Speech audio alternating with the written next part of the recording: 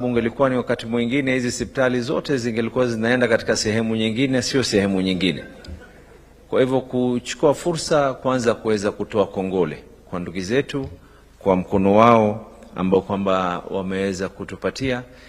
Wangeamua kama vile alivyokuwa amezungumza mwenyewe mkurugenzi aidha ya kuwa wamekuwa katika msafara wa kuweka pesa katika hali ya biashara, lakini sasa hivi wanaweka hifadhi zao. Lile ambalo kwamba tunaombea ni kwa mtalipwa na Mwenyezi Mungu tu, hakuna lile jingine ambalo kwamba tutaweza kulifanya. Your Excellency, hii inakuja katika wakati muafaka.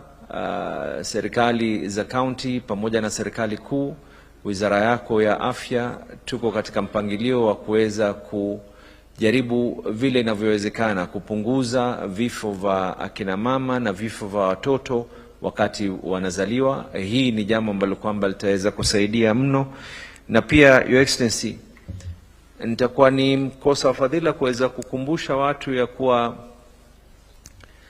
marais watatu mbele walijaribu kuweka mpangilio wa universal health, lakini ni wewe ndio ambao kwamba uliweza kuijaribu licha ya misukumano yote, kwa sababu sasa hivi akina mama kuzaa katika hii Kenya, akina mama wanazaa na SHA inaweza kuwasimamia kuwalipia ile kizazi.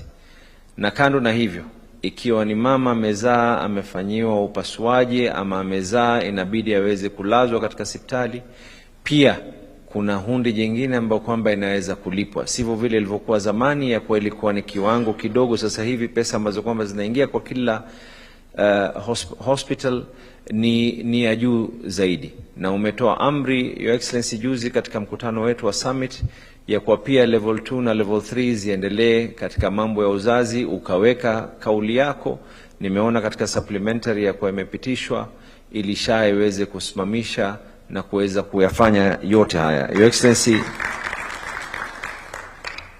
sisi kwa niaba ya magavana wenzangu ni kutoa shukrani kwa serikali yako, na kama serikali za county tumezungumza na tutaweza kufanya bidii kupitisha leseni zozote ambazo kwamba zinahitajika ili tuje kuweza kuzifungua hizi hospitali, na tuwezi kujua pengine kutakuwa na watoto wanazaliwa pale, mmoja aitwe Ruto, mwingine aitwe Edha, mwingine aitwe Duale. Asanteni sana na Mwenyezi Mungu ajalie kila la heri. Asanteni.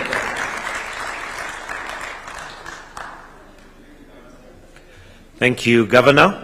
Your Excellency, with your permission, I'll now usher in the Cabinet Secretary for Health, Honorable Aden Duale, who will in turn invite His Excellency the President. Welcome, sir.